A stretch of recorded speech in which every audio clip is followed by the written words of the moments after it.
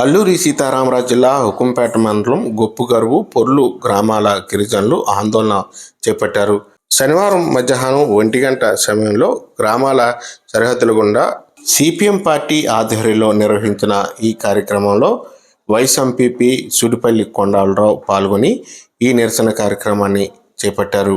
తమ గ్రామానికి 3 కిలోమీటర్ల మేర రహదారి సౌకర్యం లేదని, అయితే గతంలో 2,50,000 రూపాయలతో మట్టి రోడ్డు మంజూరు చేశారని, అది కాస్త ఎండాకాలంలో కొంతమేర బాగున్నా వర్షం పడితే బురదమయంగా మారి అటువైపుగా ఎటువంటి వాహనాలు రావడం లేదని, ఈ పరిస్థితితో గ్రామస్తులంతా తీవ్ర ఇబ్బందులు ఎదుర్కొంటున్నామంటూ తమ ఆరోపణలు వ్యక్తం చేశారు.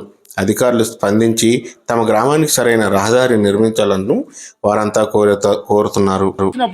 ఇందాక నాగేశ్వరరావు గారు చెప్పినట్టుగానే ఎవరైనా జబ్బులు జ్వరాలు వచ్చినప్పుడు ఒక ఆశా వర్కర్ తీసుకెళ్ళినప్పుడు కూడా రోడ్డు సక్రమంగా లేక అంబులెన్స్ రాలేదు, ఆ రోజు మరి చనిపోవడం జరిగింది.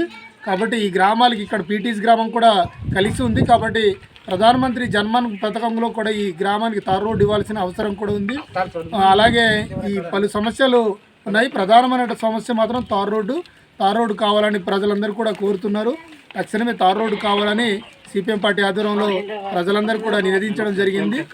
తార్ రోడ్డు గ్రాంట్ చేయాల్సిన అవసరం కూడా ఉంది.